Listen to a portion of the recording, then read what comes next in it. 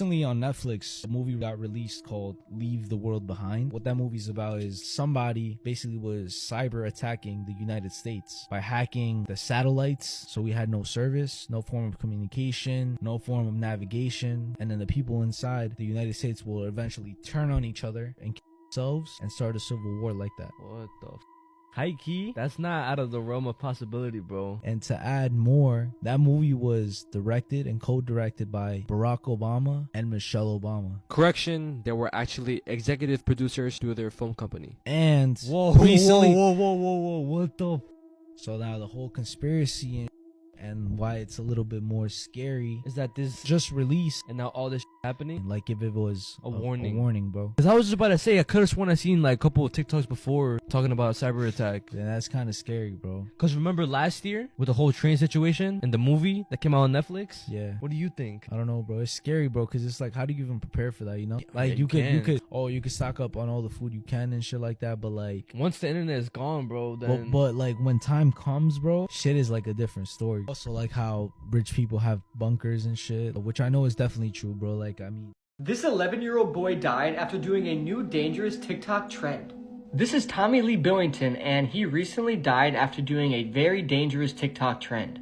Tommy Lee, who was 11 years old, was found unresponsive at a friend's house on Saturday after taking part in a dangerous trend called chroming, which is when someone inhales toxic chemicals such as paint, solvent, aerosol cans, and cleaning products. Tommy Lee was then rushed to the hospital about midday before being pronounced dead shortly after. Tommy Lee's heartbroken grandmother, Tina Burns, said he was killed attempting the TikTok challenge that had already killed 2 teenage girls. She said, and I quote, "He died instantly after a sleepover at a friend's house. The boys had tried the TikTok craze." Tommy Lee went into cardiac arrest immediately and died right then and there. The hospital did everything to try and bring him back, but nothing worked. He was sadly gone. Tommy Lee's mother is now begging other parents not to let their kids use the social media app TikTok, saying, "This costed my son his life from trying something other kids are doing." But then again, it's not hard for an 11-year-old to understand that inhaling toxic chemicals isn't good. Now, you can blame TikTok for this, but you can also blame the people that were around him, probably peer pressuring him, or he could have been the one that wanted to do it. All in all, it's extremely unfortunate what happened to Tommy Lee, and I urge every single one of you to not do this new challenge called chroming, because as you can see, it can be fatal. Horrifying case will put you off ever going on a dating app again. This is the horrific case of Kane Fairbank.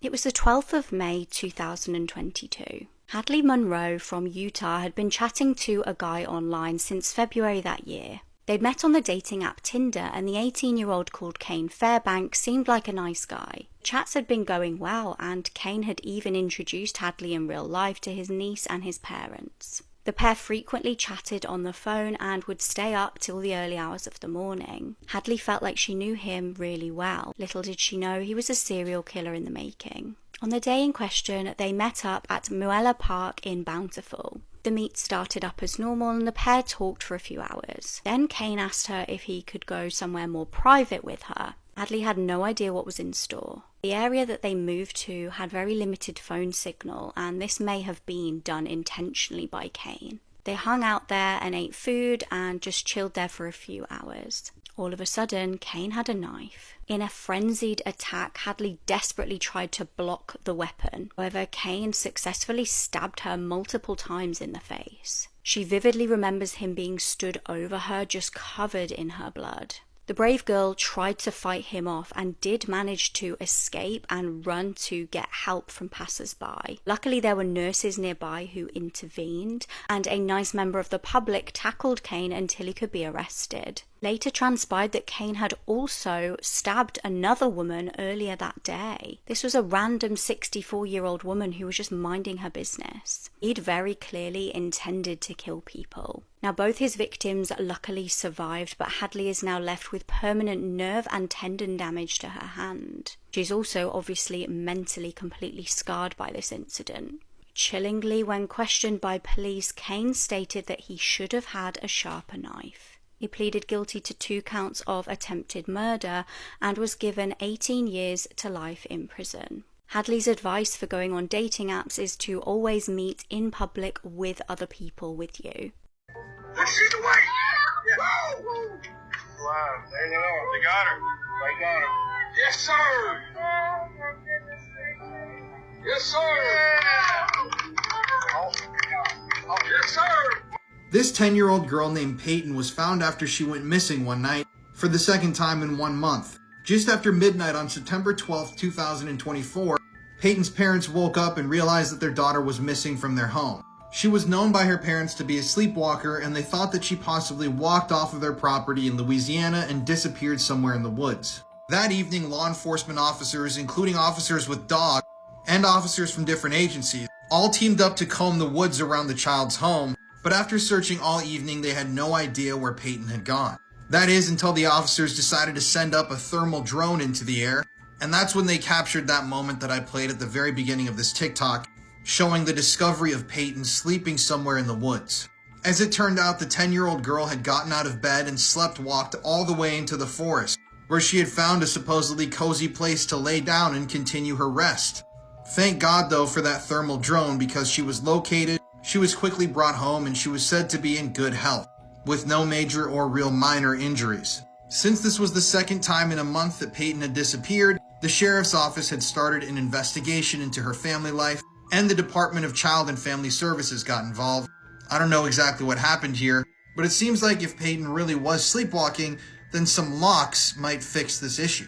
They were found shot to death in the bed of their truck during an overnight camping trip, and a disposable camera found at the scene contained these disturbing last known photos of them. This is the mysterious case of Brandon Rumbaugh and Lisa Guerreri, and it's one that will never not terrify me. On October 17th, 2003, Brandon and Lisa would head out for an overnight camping trip in the small town of Bumblebee, Arizona. The couple had recently got engaged, and they wanted to camp out underneath the stars to celebrate their 1-year anniversary. They lived together in Scottsdale, and originally they were going to go to Disneyland to celebrate, but it was too pricey. So last minute, they decided to recreate their first date and go camping instead. Lisa borrowed her mom's white 2000 F-150 truck and a video camera and told her that they would be back the next day. Now, Lisa's mom almost didn't let them borrow the truck because it was in need of an oil change, but again, last minute, she changed her mind and said it was okay. But she had no idea what was about to happen on this camping trip, or that it was about to become one of Arizona's most chilling unsolved mysteries. So their road trip started. The two had bought a disposable camera before leaving Scottsdale to document their trip, and about halfway there, Lisa's mom called them to see if they had made it to their destination yet. Lisa said no, and that they still had a long way to go, but at this point, everything seemed fine. Lisa's mom said be careful, in which Lisa replied, I love you, and those were the last words that she would ever tell her mom. What happened after this phone call has never really been explained. So when the next day came and went, and nobody heard from Brandon or Lisa, Lisa's mom immediately knew that something was wrong. They never returned the truck and weren't answering phone calls, so she called everyone she knew and the police to begin looking for them. Brandon's friends knew of the general area where they were supposed to be because they had all gone camping up there before, so they began looking, but initially couldn't find anything. Then they traveled down Bumblebee Road, just off of I-17, and that's when they spotted their truck. Upon getting closer, they found Brandon and Lisa in the bed of their truck, deceased. They were in their sleeping bags and had been shot multiple times in the head. When the Yavapai County Sheriff's Office arrived to the scene, they found 2 items were missing, which were Lisa's keys and the video camera that she had borrowed from her mom. But about 100 feet away from the crime scene, police found the couple's broken disposable camera. It looked like someone had thrown it, and on the camera were the very last photos ever taken of Brandon and Lisa. They were posing in the same bed of the truck that they were killed in. Now, according to Lisa's mom, this final photo of Lisa seems off. She said that this wasn't Lisa's true smile, and it was almost like she was scared and uncomfortable, but still trying to smile anyway. But there was one final photo taken on the camera, and it is really disturbing to me. The final photo taken on the camera is pretty overexposed, and you can really only make out the corner of the image. At first, authorities didn't know what the image was of, but they discovered that it was an image of the inside of an old restaurant in Bumblebee. But what doesn't make sense to me is that this was taken after the final photos of the couple, meaning whoever took this picture was likely their killer, and it was taken after they were killed. This is really scary to me because it seems like if this is accurate, the killer took their camera from the crime scene, took the photo inside the restaurant for whatever reason, and then returned the camera to the crime scene. Why would anyone do all of that? It doesn't make sense to me, and it's one of the most disturbing things about this case. Police believe that Brandon and Lisa were either asleep or getting ready to go to sleep when they were attacked, and there was evidence that Lisa woke up at some point during the murders. There was one item found at the scene that contained DNA, possibly of the killer, but what that was has not been publicly identified. Police ruled out a murder-suicide, and there was no evidence of a robbery gone wrong or any sexual assault. And there were no drugs or alcohol involved in the killings either, so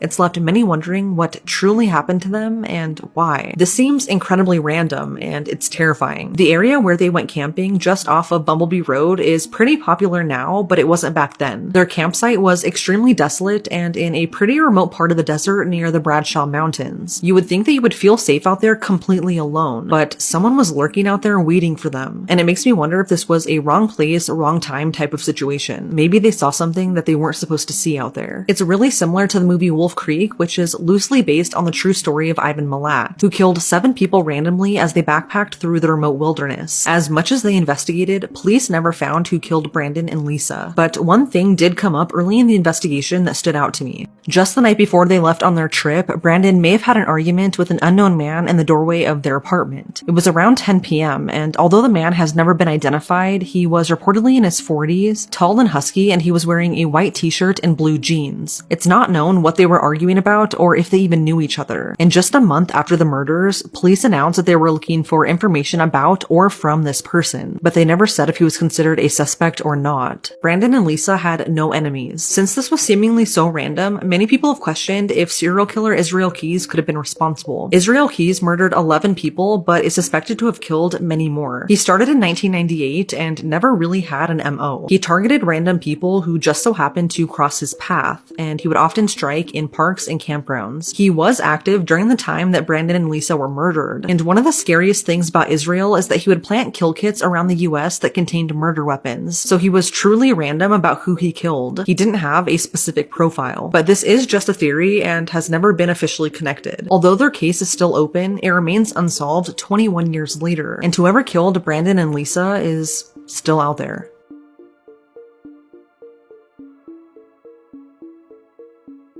Have you ever heard about these sisters? People call them Las Boquianchis. And actually, the show, Mujeres Asesinas, made an episode about them. And it wasn't necessarily called that, but it was called Las Cotuchas. I remember that show, bro. For those who don't know, who aren't familiar with Spanish shows and stuff like that, but it was basically a show that depicted real life cases, and sometimes no, but it would be about a woman turned into like a Killer. They were 4 sisters: Carmen, Delfina, Maria de Jesus, and Luisa. The oldest sister, Carmen, and Delfina ended up opening this bar. It also doubled up as a brothel, a place where men could just go and see prostitutes and stuff like that. The way they would get their is they would go to these rural areas, mainly in the states of Jalisco, Guanajuato, and Michoacan, where they would find the prettiest girls, which unfortunately ended up being 10 to 15 year olds. They would sell them this dream: if you come work with us, we'll offer you a job as a waitress or a maid, and you'll be working in the city, getting a bunch of money. And of course, since this is like the 1950s, they would want to go because they've dreamt about stuff like this. And in some cases, if they didn't want to go, they would just kidnap the girls, and the prettiest girls were set aside for special customers who paid the highest prices. When the girls would become sick or they no longer were liked by other customers, they would be killed by either starving to death, or other girls would go and beat them with a stick. If girls got pregnant, they would either sell the baby or they would kill the baby. It wasn't until when one of the girls, she ended up escaping the police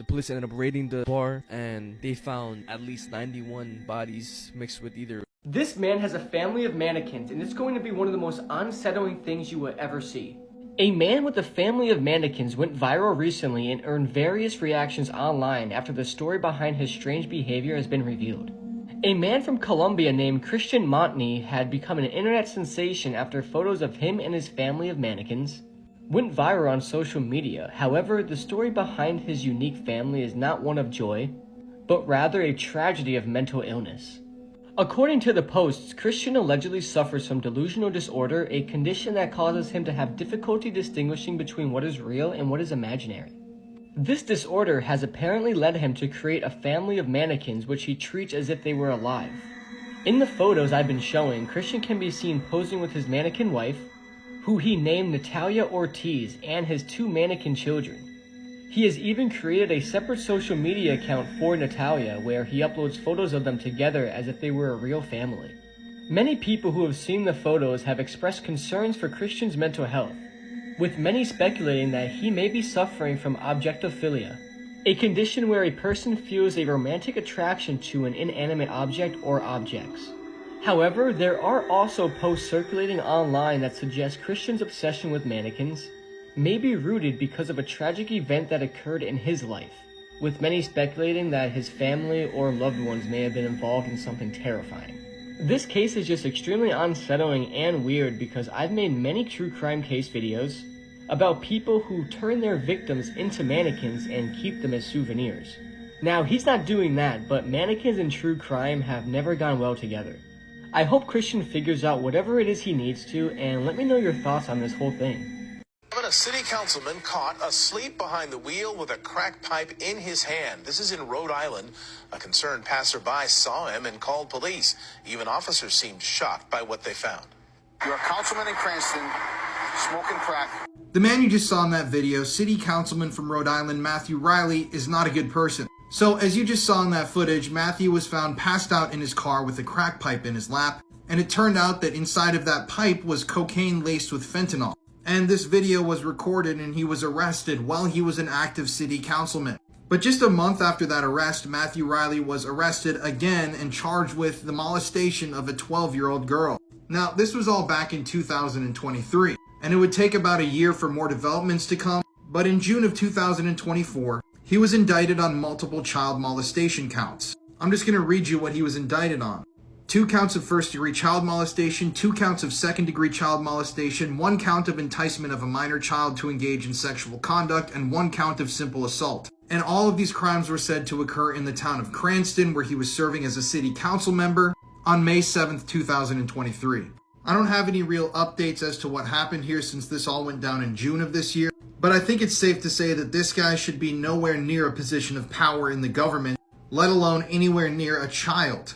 If you want to join me on my journey exposing government corruption, listen to my new podcast, The Conspiracy Files. You can listen on Apple Podcasts or Spotify, or you can watch the video format on YouTube with photos and videos and everything. Lacerations from human teeth inside of a water park ride is something I never thought I'd say. What happened at this water park is like something straight out of a horror film. This park was nicknamed the most dangerous amusement park in the history of the world. Action Park was opened in 1978 in Vernon Township in New Jersey. It was primarily a water park that had 3 main areas. It had the Alpine Center, Motor World, and Water World.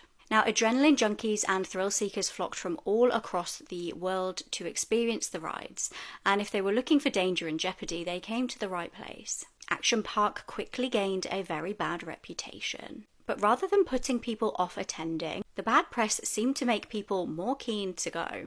The rides were notoriously badly designed, and some guests were quoted as stating that the park was run by teenagers. It's reported that both staff and guests were frequently drunk, and the park had an awful safety record. Let's look at some of the most horrific tragedies from the park. The first death at the park came at the hands of the Alpine Slide. It was a concrete track with sledges on made from fiberglass and asbestos. In 1980, a teenager called George Larson was thrown from one of the sledges. He smacked his head on a rock, and after spending a week in a coma, he tragically succumbed to his injuries. The lucky ones only received broken bones from this ride. Then there was the infamous tidal wave pool. Again, this quickly gained a bad reputation for being a very dangerous amusement. Some even nicknamed it the grave pool. Due to the overcrowding and the severity of the power of the waves, in 1982 a teenager drowned, and years later another fatality. It's reported that lifeguards were having to rescue around 30 people per day from the horrific waves. How this didn't get shut down sooner, I will never know. Then there was the Cannonball Loop. This was a water slide with a full vertical loop, and it became weirdly popular when more and more reports were coming out about injuries people were sustaining. It would fling people up so powerfully that they would hit their heads on the top of the loop. Some people even got stuck. People got nosebleeds, and here's something absolutely disgusting. People would lose their teeth in the ride and they would become wedged in the loop. This caused other riders to get lacerations from being flung against people's teeth. In 1982, a guest was electrocuted by a ride called the Kayak Experience. His kayak tipped upside down and he fell onto an underwater wire which had not been safely grounded. Then there was the Tarzan swing. Many guests would slip off into the freezing cold water below. Some experienced shock, and one man actually had a heart attack as a result of this, and reports state that he tragically passed away. In summary, the park that was eventually nicknamed Accident Park or Class Action Park was horrifically chaotic and thankfully closed down in 1996. Wisconsin teacher who continuously sexually assaulted one of her students was just released from jail into the public. Anyone living in Wisconsin who has kids should listen to this story because it's bad. So this is 24-year-old Madison Lynn Bergman. Madison began teaching at Rivercrest Elementary School in Wisconsin in the fall of 2022. But last week she was arrested after a dad found alarming texts between his son and his 5th grade teacher, Miss Bergman. The victim is an 11-year-old boy, and he obviously has not been publicly identified because he's underage. In the text between the two, Madison told him how much she enjoyed him touching her and making out with him at school. In one text to the boy, Madison said, quote, "I want to just grab your face, push you to the floor, and make out with you." End quote. In another text, she said, quote, "I almost kissed you when you were on the ground today, but I got distracted by your stomach." End quote. These texts were discovered after the boy's mom overheard him and Madison talking on the phone on April 29th. After she found out, she emailed the teacher and asked her to stop contacting the boy outside of school. And then she gave her son's phone to his dad. His dad then found the text messages, printed them off, and stormed into the school, which prompted the school to contact authorities. During the investigation, police found a folder in Madison's purse with the boy's name on it. And inside the folder were handwritten notes talking about how much they kissed. In one letter, Madison wrote, quote, "One of my cousins is in the 5th grade, and I can't imagine a man talking to her how we talk. I know we have a special relationship and I do love you more than anyone in the world, but I have to be the adult here and stop."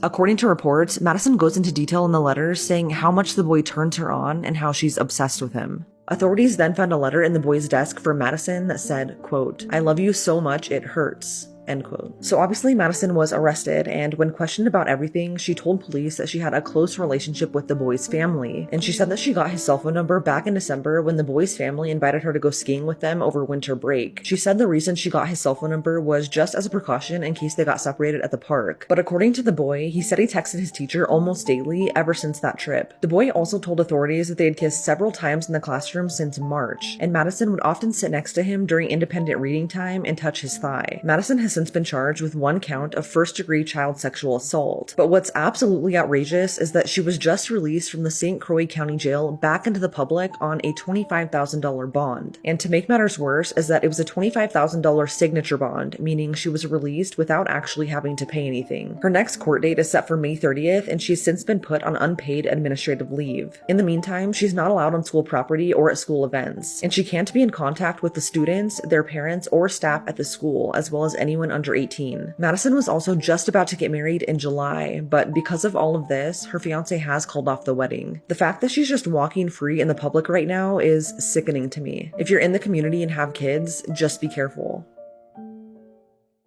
Sachi Uichi, the most radioactive man ever. Oh, yeah, I've seen this before. On September 30th of 1999, him and 2 other technicians came into work, and the power plant was 2 days behind schedule, so they were rushing to get everything done. They went to a station where they had to put in a mixture into a tank, but the tank that they were using wasn't made to withstand the amount of radioactive material that they were using, so it ended up causing an accident, which they called criticality. When that happened, created a big ass bang. A bright blue light filled the entire room. Since Hisashi was closest to the tank, the radiation went right through his body. He was exposed to double the amount of radiation that sieverts that a human could survive. He started vomiting. He started feeling lightheaded. He ended up passing out. Then he was airlifted to a hospital, and the nurses were surprised on how he survived or how his body looked so good, because he had no lacerations, no cuts on his body. They took his blood work for testing, so whenever the whole explosion happened, his chromosomes got fucked up. They basically got ripped apart, scrambled, which meant he had no blueprint. He couldn't reproduce cells anymore. And the reason why he looked alive was because his body had already reproduced cells before. Yeah, because your body's on a constant cycle and Exactly. He was in the walking ghost phase, which meant his body appeared alive, but his body would decompose and basically become a corpse while he's alive. Time passes, his skin is slowly falling off. Even when the nurses put medical tape, it would rip little chunks of like his skin off. And for the next 83 days, he was kept alive while the doctors and nurses basically kept him as a guinea pig. Because this never happened before to anybody. But you have a picture? I do actually.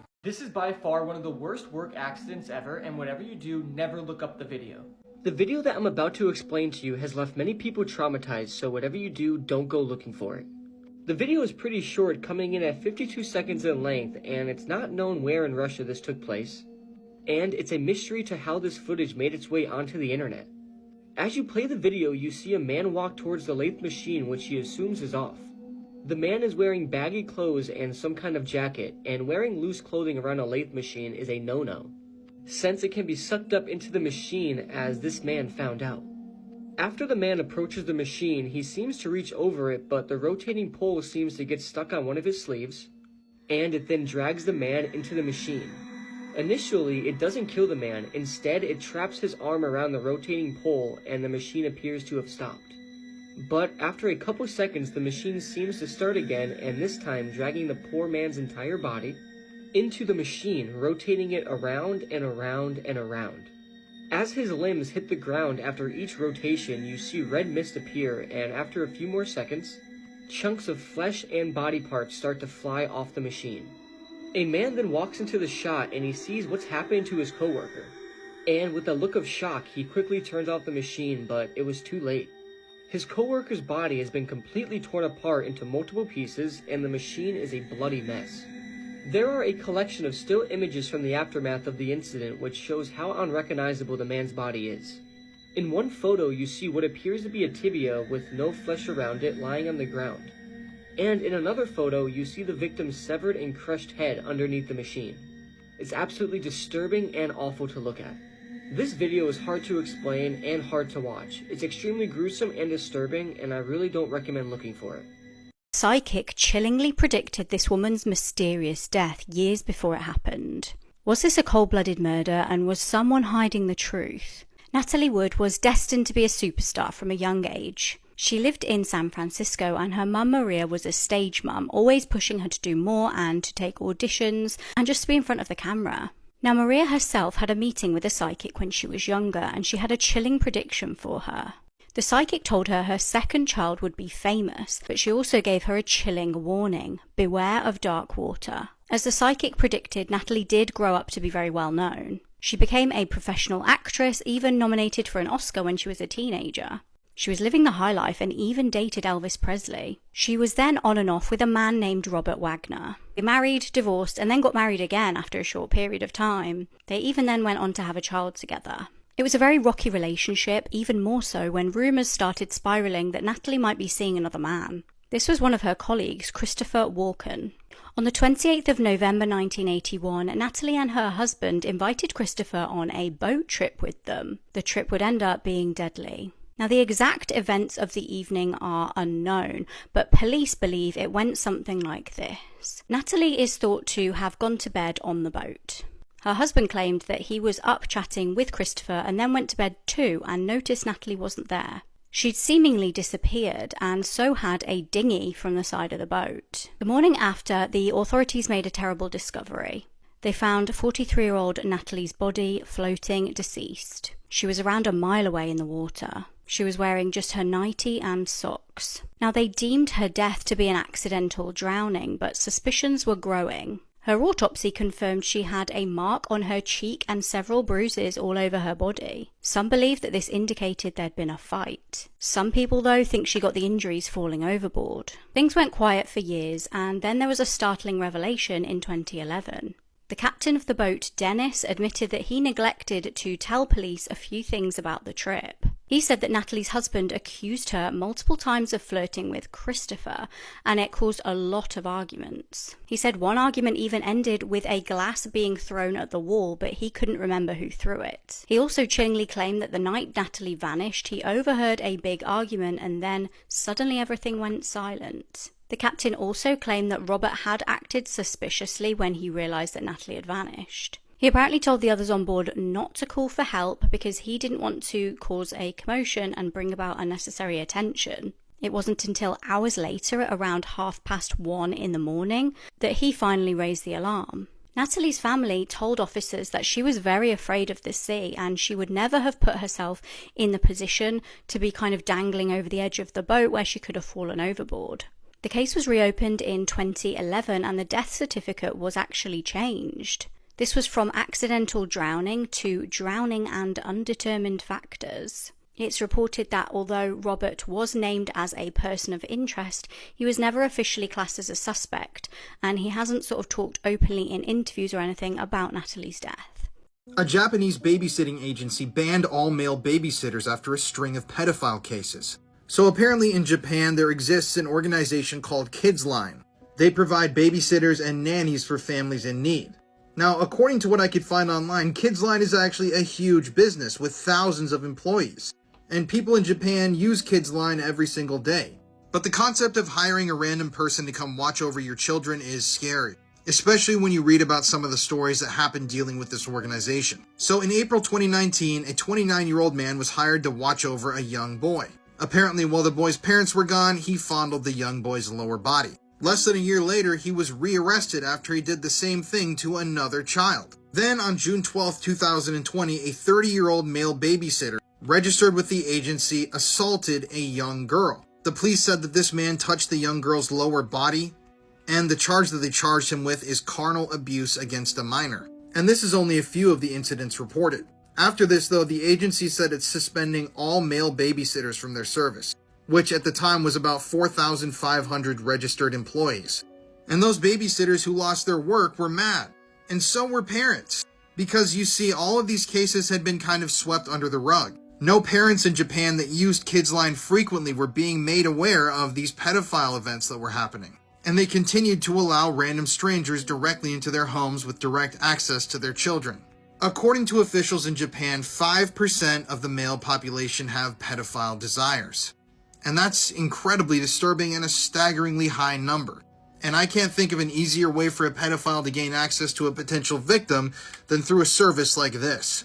I don't know, what do you guys think? Was this a drastic step banning all male babysitters, or was this a good move? Kanika Jenkins, otherwise known as the girl in the freezer. You will never not convince me that something horrible happened that night, because how do you go missing inside of a hotel only to be found dead inside of one of their walk-in freezers 24 hours later? So many things don't add up about this case, so let's talk about it. On September 8th, 2017, 19-year-old Kanika Jenkins borrowed her mom's car and left their home in Chicago. It was around 11:30 p.m. and she was really excited about going to a private party with her friends at the nearby Crown Plaza Hotel in Rosemont. The party was being held in room 926, and she arrived a little after 1 that morning. People at the party reported seeing her drink a little bit, but they said that she wasn't acting like her usual self. She seemed sad, and while she would normally be dancing and having fun, she was kind of just sitting by herself and not really talking to anyone. Kanika last spoke with her sister at around 1:30 that morning, not long after arriving, and what happened after this has never fully been explained. Over the next couple of hours, Kanika was seen walking the halls of the hotel with her friends, and security camera footage shows her appearing to be intoxicated and stumbling throughout the hotel. At around 3:20 that morning, she was seen on camera near the front desk, and about 5 minutes later, she was seen exiting the elevator on one of the lower floors. The last time Kanika was seen alive was at 3:32 a.m., where she is spotted on security footage walking into one of the hotel's kitchens. She's then seen walking around the corner where she disappears. Now, the kitchen that Kanika walked into was under construction and at the time was not currently being used, so it was completely empty. The kitchen was kind of tucked away, and on the way there, multiple hotel employees saw Kanika very obviously intoxicated, staggering through the hotel alone, but nobody stopped her. So it's a little crazy to me that she was able to find the kitchen in the first place, let alone enter. It wasn't locked or blocked off from the public, but it was a really eerie scene. About an hour later, Kanika's friends started calling her mom in Kanika's car saying that they couldn't find her, so they left the party. They reportedly had Kanika's phone as she left it behind in the hotel room. Now, shortly after she disappeared, Kanika's friends started texting each other saying how she was really drunk and now missing. And someone replied back saying that they need to find her and they can't believe that they lost her. Her friends told Kanika's mom that she was last seen leaving the hotel room with a couple of people heading downstairs, and that they stayed behind to collect their belongings. Obviously freaking out, Kanika's mom went to the hotel as fast as she could, getting there around 5:30 a.m. and immediately began searching for her. She asked the hotel management for the security footage from that night, but they refused to give it to her. They said that they couldn't release the footage until she was reported missing to police. So then Kanika's mom tried reporting her missing to the Rosemont Public Safety Department, but they told her that it would be a good idea to wait a few more hours because she will probably just turn up. But that is not what happened, and I can't even imagine the anger that her family must have been feeling at this point. Kanika was officially reported missing at 1 p.m. that day, and although police notified hotel management, literally no one showed any urgency in the matter. After a few hours went by with no one really doing anything about her disappearance, Kanika's mom and sister went back to the hotel and began knocking on as many of the guest doors as they could to try and get any information. And instead of helping them, the employees at the hotel got annoyed and actually called the police on them. It wasn't until 10 p.m., 9 hours after she was reported missing, that police reviewed the security footage and saw Kanika. But it would then take another 2 hours for them to locate her. Authorities found Kanika deceased in the kitchen that was under construction. She was laying face down inside the walk-in freezer. The only trauma she had on her body was a cut on her ankle, a chipped tooth, and a small injury to her thigh. Her brain had also swelled, and I'm not sure if that's just naturally what happens after death, but the way she was found is incredibly bizarre. She was found to be missing one of her shoes and socks, but on the security footage of her walking into the kitchen, presumably when she was last alive right before she died, she had both of her shoes on. Another thing is that her clothes were extremely dirty and her hair was matted down, and that's something that has never been explained. Now for the condition of the freezer. After leaving the door open for 2 hours, the temperature was 34 degrees, so I can only imagine that it was much colder with the doors shut. During the investigation, police reviewed the security footage that showed Kanika walking into the kitchen. She was alone, but conveniently enough, there was no camera pointing directly at the walk-in freezer, so the footage never actually showed her entering the freezer at all. After interviewing Kanika's friends that were with her at the party the night she died, their stories all seemed to be inconsistent with one another. No illegal drugs were found in her system, but her blood alcohol level was 0.112, and mysteriously, traces of the drug topiramate were found, which is a drug that's used to treat epilepsy and migraines. Kanika was not prescribed this, so how it ended up in her system, no one knows. Even with certain evidence pointing to something sinister having possibly occurred, Kanika's death was ultimately ruled accidental. According to the medical examiner, she died from hypothermia, and the alcohol and drug found in her system was a contributing factor. If taken together, alcohol and topiramate can speed up the effects of hypothermia, and based on the lesions found in her stomach, this is likely what happened. Because of these findings, the Rosemont Police Department said that no foul play is suspected, and unfortunately, Kanika's death was just a tragic accident. They believe that Kanika was overly intoxicated and just so happened to walk into the freezer by herself and possibly passed out and died from the cold, all willingly, and that no one else was involved. But a lot of people, including Kanika's family, don't believe this, and here's why. So first off, the fact that she was found in a kitchen that was under construction and not being used is odd. There were huge plywood doors that had a padlock on them, yet the kitchen wasn't locked or taped off to keep the public from entering. There's a video of the exact path that Kanika would have had to have taken to get to the kitchen, and it's really not that easy to get to if I'm being honest, especially when drunk or drugged. It's so far off the beaten path, and I'm all for exploring new places, but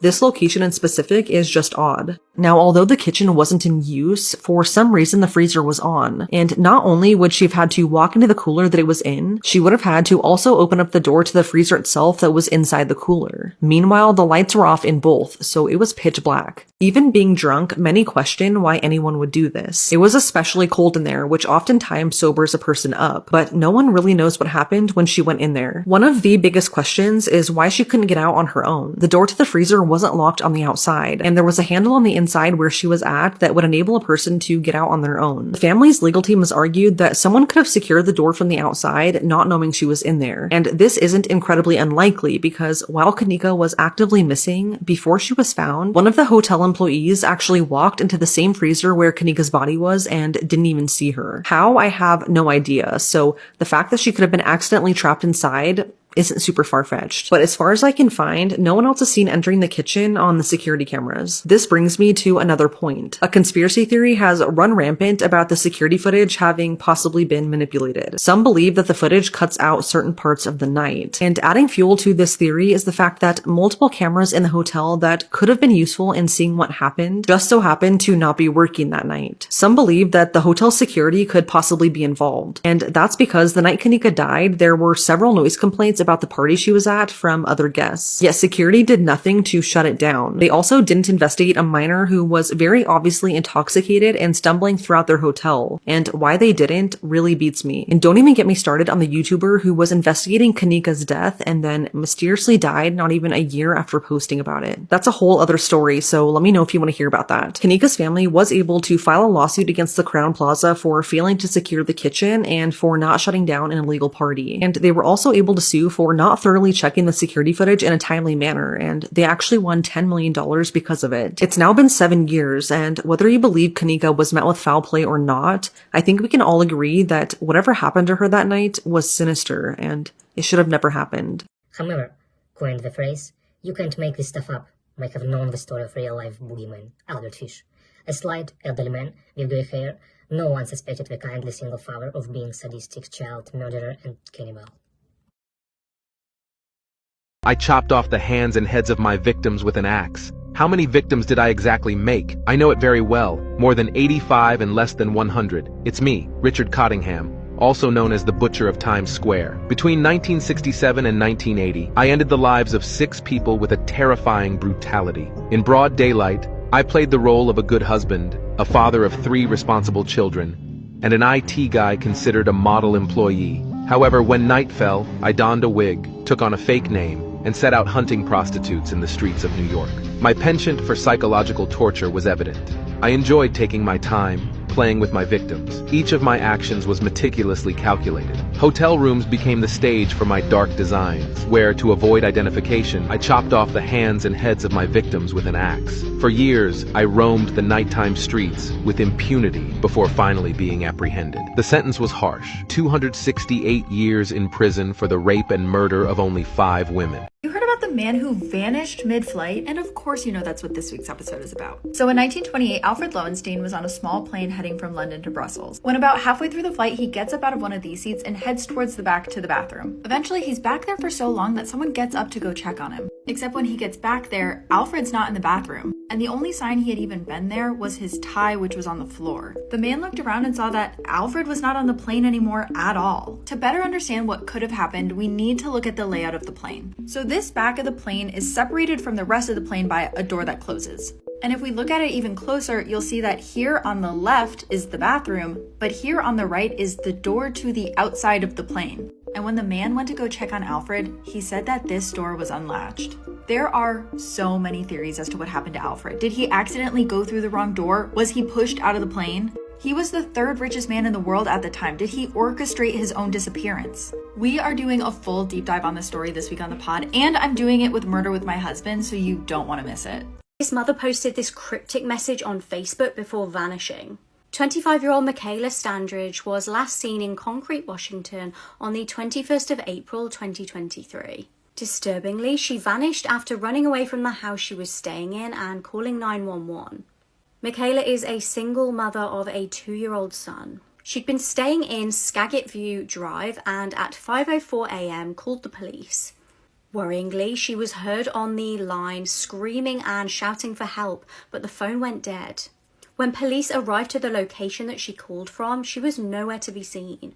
She completely vanished and has not been seen or heard from since. Investigators found her phone near the river near the house that police had arrived at. Searches were undertaken of the river and surrounding area, but no luck.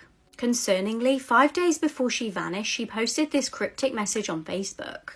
It read, "If I ever go missing or anything, just know I didn't leave." Michaela's case remains unsolved and she still has not been heard from, so police are urging anyone with any information to get in contact with them.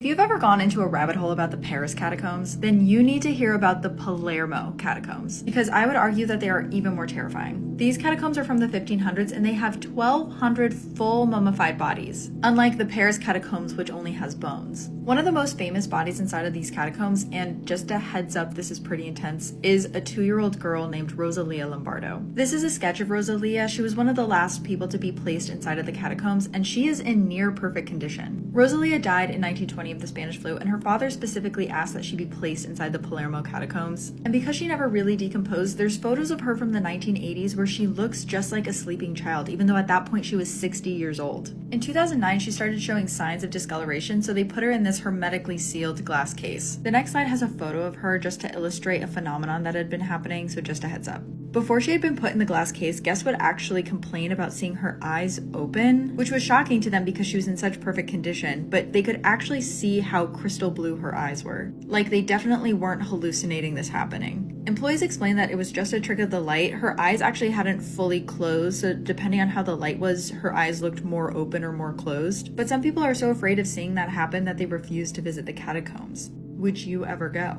Took the life of my pregnant wife and my 2 daughters to start a new life with my mistress. My name is Christopher Watts, and on August 13th, 2018, my wife's best friend went to my home and alerted the police because my wife was not responding to her calls. The police arrived promptly, and I allowed them to search my house. But of course, they found no signs of life from my wife, Shanann Watts, or my 2 children. The police, surprised by my lack of concern, I simply told them I didn't know where she was. Very quickly, the FBI identified me as the prime suspect in this disappearance. I then pretended to make a plea for help. A few days later, I was interrogated and I was subjected to a lie detector test. But I quickly broke down after failing the polygraph, confessing everything to my father. After that, I placed my wife's body in the back seat and drove my daughters to an oil site. I first smothered Bella with a pillow and then my second daughter, Celeste. I then buried the bodies in 2 oil tanks. I pleaded guilty in November, and on November 19th, 2018, I was sentenced to life in prison with no possibility of parole. This woman was burned alive in a car this year, and her murder is still unsolved. Mercedes Vega was just 22 when she was last seen on the 16th of April this year. Security cameras actually captured her walking into her apartment's parking garage just after 9 p.m. She had planned to go out and meet with friends, but never actually made it to her car. The following day at around 1 a.m, officers responded to a call about a car on fire. Tragically, when they arrived at the scene, they found Mercedes' burned body. She was found in the back seat of the vehicle, and interestingly, it wasn't actually her vehicle that she was in. The vehicle was found at the side of Interstate 10 in Tonopah. Interestingly, her car was actually found abandoned near Mill Avenue in Tempe. The owner of the car that she was found in has still not yet been determined. According to the medical examiner, she had been tortured, shot in the arm, and had blunt force trauma to her head. She was also found to have traces of bleach in her mouth, and horrifically, it was determined that this happened while she was alive. She was found to have passed away from being burned alive due to smoke inhalation. Items were recovered from the car that she was in, including lighter fluid and gloves. Disturbingly, her case is still unsolved and her killer or killers are still walking free. Killed, raped, and ate a student, and was never convicted of it. My name is Issei Sagawa, and I'm known for committing acts of unspeakable morbidity in 1981. The son of a wealthy Japanese industrialist, I was sent by my father to France to study literature at a prestigious university in the capital. On June 11th, 1981, I lured into my apartment a Dutch student from my university, René Hartevelt, then aged 24. To do so, I pretended to need help recording a poem in German, a language René mastered. As she recited the poem, I pulled out a gun and shot her in the back of the head. The whole scene was recorded on a dictaphone. I then raped her and extracted 7 kilograms of her flesh to eat. I took her nose, lips, tongue, arms, thighs, genitals, and anus, which I consumed cooked or raw over the next 3 days. During this time, I took a multitude of photographs that today bear witness to my actions. I then separated the rest of her body into 2 suitcases, which I intended to dispose of in the woods. But a couple noticed my strange behavior and alerted the police. I was arrested 3 days later and claimed the act was artistic. I also told the police that if I'd had a freezer, they wouldn't have found me. My case caused quite a stir at the time, all the more so as the abolition of the death penalty was voted through a few months later in France. As I was then considered to be suffering from psychiatric disorders, and therefore not criminally responsible under French law, I was never convicted and was interned in a hospital before being transferred to Japan. As the case was dismissed in France, I was never convicted in Japan, where I became known for my actions. I died last November at the age of 73.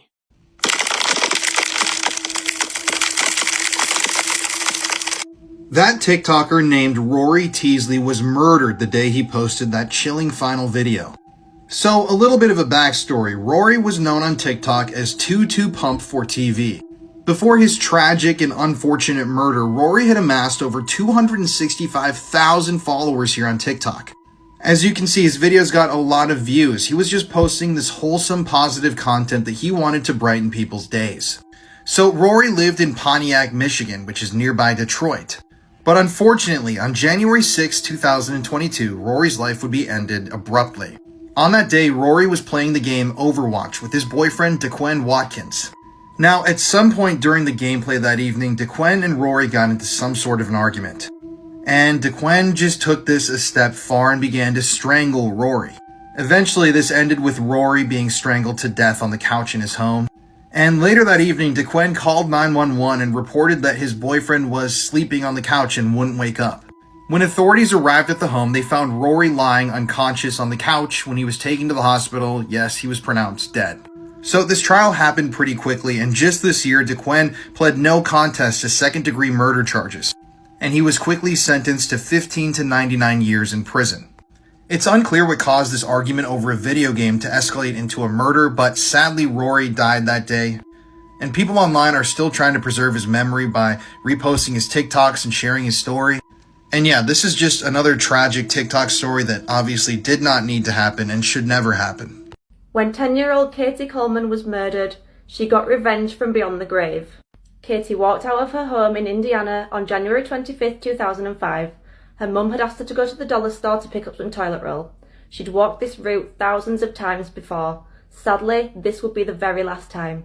It wasn't unusual for Katie to stop by a friend's house on her way home, but when she hadn't returned home by 7:30, her mum Angie became concerned, and after walking the neighbourhood and finding no sign of her daughter, she called the police and reported her missing. Over 100 people joined the search for Katie, and a witness came forward to say that they'd seen Katie the day after she disappeared in a white Ford pickup truck with a man.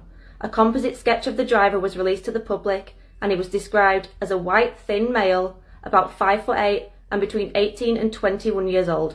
On January 30th, 2005, 5 days after Katie went missing, her body was found in a pond near Cypress Lake. Her hands were tied behind her back, she'd been raped, and then discarded like rubbish. A witness later led police to a man called Anthony Stockelman, saying that it was his truck that Katie had been seen in. Police questioned him, and after doing a polygraph test, he passed it and they had to let him go. Just a couple of months later, police managed to trace DNA from a cigarette butt found near Katie's body back to Anthony, and he was arrested and charged with Katie's murder and rape. Anthony received a life sentence for murder plus 30 years for rape after accepting a plea deal to take the death penalty off the table. The twist in this story that nobody saw coming was that Anthony was on the same wing with Katie's cousin. Jared Harris learned that his cousin's killer was on the same wing and repeatedly threatened his life, and on September 22, 2006, he slipped into Anthony's cell brandishing a tattoo gun.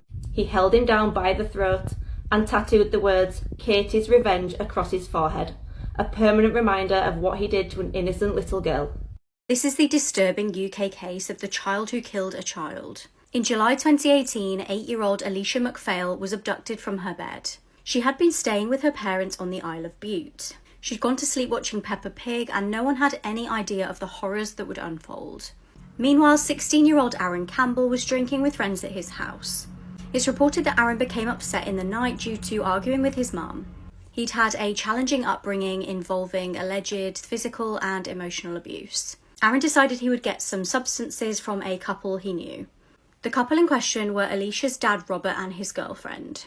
They were actually known to sell substances around the area, but Aaron couldn't get hold of them. Intending to steal the substances, he armed himself with a kitchen knife and headed to their house. This was Robert's house, where he lived with his parents and girlfriend. When Aaron arrived, he noticed the little girl sleeping and took the opportunity to do the unthinkable. He snatched little Alicia from her bed and carried her to a secluded location. He essayed her and killed her. He then threw some of his clothes into the sea. At 6 a.m. the next day, the grandparents of Alicia noticed the little girl was missing. They rang police and alerted the locals. Family actually texted Aaron and asked him to keep a lookout for the little girl, and he responded by texting, "Oh damn, I'm sure she's not went too far." A local man soon discovered the lifeless body of the little girl around a 15-minute walk away from the house. It was Aaron's mum who actually checked the CCTV footage from her house and noticed her son leaving their home and returning that night. She handed the footage over to the police. Aaron was arrested, and it was found that his DNA matched the clothes recovered from the beach. The kitchen knife was also recovered, and Aaron's mum confirmed it was from her kitchen. Aaron's Google history showed that he had searched "How do police find DNA?" and also visited a website about collecting DNA evidence. He was given a life sentence of 27 years, which was reduced to 24 on appeal. This TikToker named Bethany Martin was arrested after stealing jewelry off a corpse. I am not kidding, this story actually happened in Texas in 2021, so let's look into it. So that video that I showed you was a real video that 17-year-old Bethany Martin made and posted on TikTok. So obviously this would be a concerning video to see just from the beginning, but when you learn the details of what happened when they found said body, you're going to be disturbed. So on July 26, 2021, Bethany Martin, who was 17 at the time, and a 16-year-old friend of hers went out for a walk. While they were on this walk through a recently developed neighborhood, they saw something strange in a drainage ditch and went to go check it out. And what they found was the body of 25-year-old Marcus Adams, pictured here. He had recently passed away after taking his own life in the area, and his corpse was just down there in the drainage ditch. No one had found him yet. So a normal person would call the police, right? But no, not Bethany and her friend. So what they ended up doing was stealing jewelry from the dead man's body. So the girls actually reached down and unhooked a medallion and a gold necklace from Marcus's neck. And while they were doing all of this, they filmed it and posted it on their Snapchat story. This was a public video that anybody that was friends with them could watch. And there is footage of this out there. It's extremely disturbing, so obviously I'm not going to put any of it in here. But yeah, and when you watch the video, you can tell that they're not treating this seriously. They're laughing, they're making jokes, saying, "Oh, I can't believe we're doing this, ha ha ha," laughing. I'm like, they're robbing a dead body. And then they post these TikToks. So after that video from Snapchat began circulating, it eventually worked its way into the hands of the police, and Bethany and her friend were taken into custody. From the outside looking in, Bethany seemed like a totally normal girl. And like I said before, she was a TikToker. She had 50,000 followers. But now she's been charged with robbing a corpse or grave. I couldn't find anything online about whatever actually came out of this, but if anybody knows the resolution or the end to the story, please let me know. What? Look in there, mate. Look in there. What? Look in there. This 20-year-old murdered his family a day before this photo was taken. Alan Ruby, a freshman at the University of Oklahoma in 2014, murdered his entire family, and the next day he drove down to Dallas for the OU Texas football game, where he stayed in a hotel with his friends and posted this photo on his Instagram in what I assume would be an attempt to build an alibi. It didn't work, and he quickly confessed and received multiple life sentences. Shortly after the arrest, Alan confessed to the triple murder. He said he stole his father's gun and approached his mother in the kitchen. And when his mother Catherine turned to him, he shot her in the head. After she fell to the floor, she still showed signs of life, so Alan advised that he fired a second shot into her. Catherine Jr., his sister, was washing her car outside when she came into the kitchen. Alan then shot her once. He informed investigators that he believed she had died instantly. Alan then waited for his father to come home from work around an hour later. And as soon as his father John entered the home, Alan shot him in the head. He said that his father said ouch as he fell to the ground. He noticed there were still signs of life, so he shot his father once again.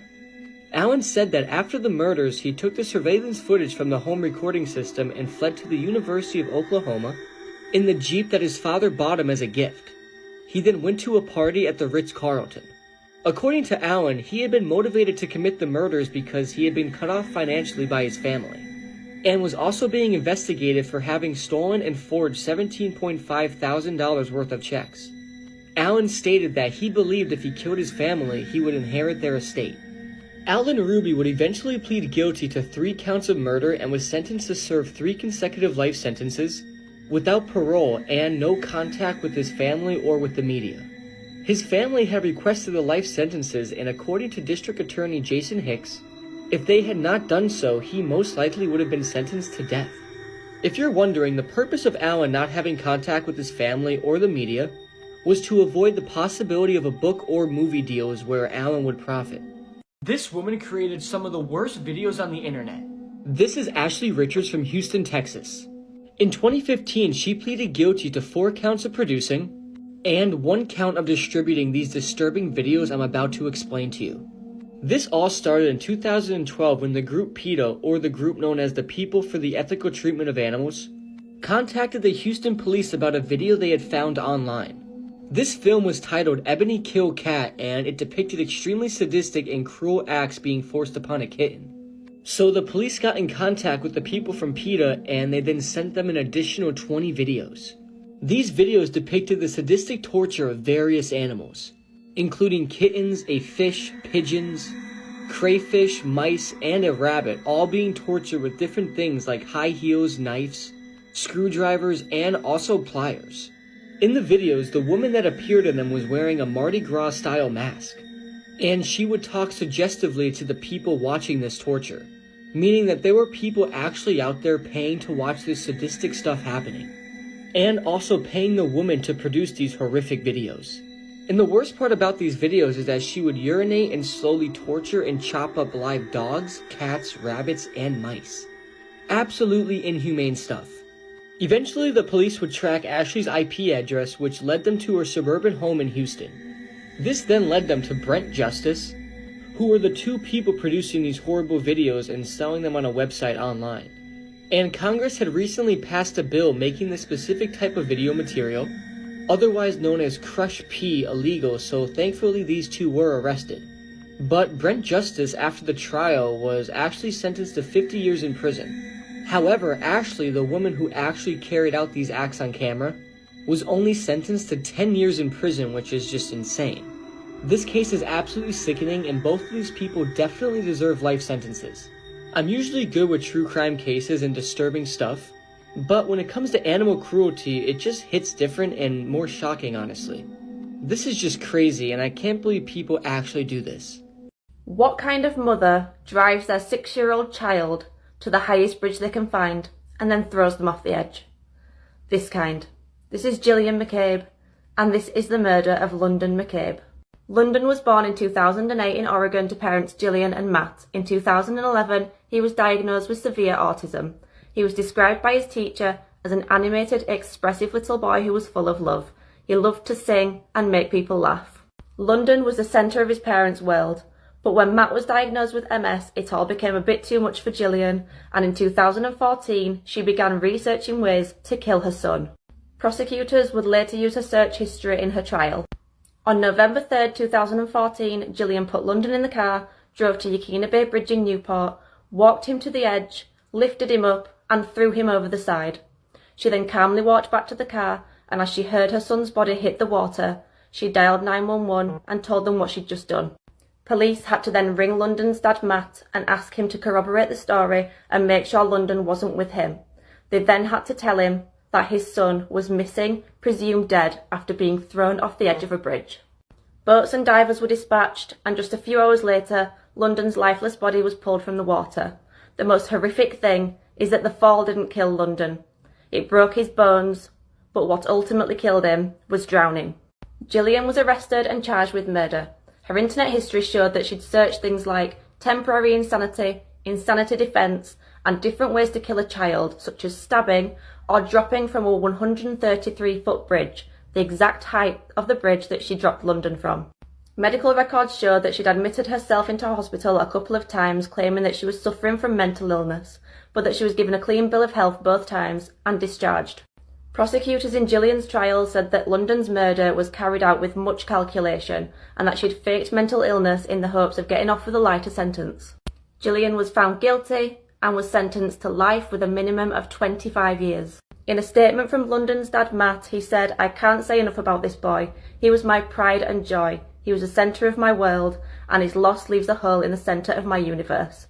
If you know an autistic individual, they need love too, probably more than you and I." This is 3 Guys, 1 Hammer, one of the most sickening videos on the internet explained. Before I begin, I just want to say never go searching for this video. 3 Guys, 1 Hammer was leaked to a United States shock site in 2008. On your screen right now are the killers. The video begins with a man riding a bike down a street when the killers kick his wheels and strike him with a hammer off the bike. The poor victim was just going for a normal bike ride, but it ended up turning into one of the most brutal murders ever. They then take the victim into the woods where the victim is lying on the ground, and it's very clear the victim has already taken a lot of damage. He is semi-conscious and clearly has been struck in the head and face with a hammer. The video then continues to the 2 boys taking turns smashing the victim's face in with a hammer. And the victim's face is just progressively getting worse and worse. It's as if you got a pack of strawberries and just stomped on it. That's what the victim's face looked like. It was completely caved in and red and was 100% unrecognizable. There was blood bubbles as he tried to breathe, his face was just completely mangled and smashed. And if I'm not mistaken, they also put a cardboard box over his head. And the worst part is, the victim was in and out of consciousness throughout the entire video. Also, the sound of him trying to breathe with all the blood and his disfigured face is absolutely horrible. The killers continue hitting the victim in the face with the hammer. They then take out a screwdriver and begin stabbing the victim in the stomach countless times, and then the one killer takes the screwdriver and begins stabbing the victim's eyes out, all while he's still alive. The victim then tries to cover his eyes, which shows that he's still conscious, which is just so unsettling to watch. The killers put this guy through pure hell. I could only imagine the fear, loneliness, and pain the victim had to be experiencing. Eventually, the killers got bored and just wanted to finish the job, so they hit the victim in the head with the hammer a couple more times, extremely hard, which ends up killing the victim. Another disturbing part that stands out to me in this video is that at one point you can hear a car passing by, which turned the killers completely quiet until it passed. And once it did, they just continued brutally murdering the victim. The victim's name was Sergei Yatsenko, and he was just a normal guy going through his normal day when these demons just decided to do this to him. It's just pure murder with no motive at all. Never go searching for this video, please. Everyone who watched it never watched it again and urges everyone not to look it up. It's not the gore that makes it one of the worst, it's the pure evil these kids possessed. Because why in the world would you do this for fun? Rest in peace to Sergei, and I can't believe sickening stuff like this happens.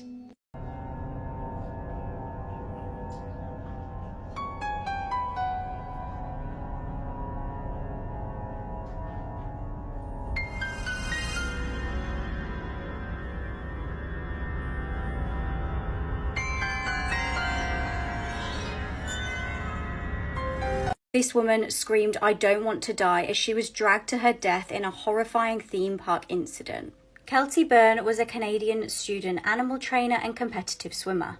She was working at Sealand of the Pacific to earn extra money, and this involved being trained to work with orcas, otherwise known as killer whales. In controversial theme parks such as Sealand of the Pacific and SeaWorld, huge animals are either bred in captivity or traumatically captured and ripped apart from their families and natural habitats for humans' entertainment. On February the 20th, 1991, Kelty was working a shift and 3 whales were in one of the pools, including the infamous Tilikum. In a horrific turn of events, Kelty accidentally slipped and fell into the whale pool and attempted to grab onto the edge and save herself. However, before she could do so, she was grabbed by one of the whales that dragged her into the pool. The 3 whales then began throwing Kelty around, with many speculating that they may have simply thought this was a game. Others theorised that the whales were so traumatised and angered by their lives in tiny little pools that they took it out on Kelty. She was dragged under the water and then back up, screaming, "I don't want to die." After this horrific ordeal, she eventually drowned. It's reported that she was absolutely covered in bruises, was completely battered, and also covered in teeth marks. If I didn't know this was a true crime case, I would think it was a disturbing horror film. On the morning of the 7th of October 2022, a barefoot woman was running around Excelsior Springs, Missouri, bashing on people's doors. Witnesses describe her looking like she came straight from a horror film, and she was calling for help. She'd been beaten, held captive, and SA'd for weeks. The woman was a shocking sight. She was covered in injuries and was wearing a bin bag. Disturbingly, she was gasping for breath as she had a very tight metal collar locked around her neck. It was a nurse who opened the door to her and let her come in. The nurse started to call police, and at this point the woman panicked. She warned her that the captor would kill her and claimed that he had killed her 2 friends. When police got there, the woman explained that a man called Timothy had captured her the month prior. He'd been holding her hostage this whole time. She said he'd been keeping her locked in the basement and had been SAing her.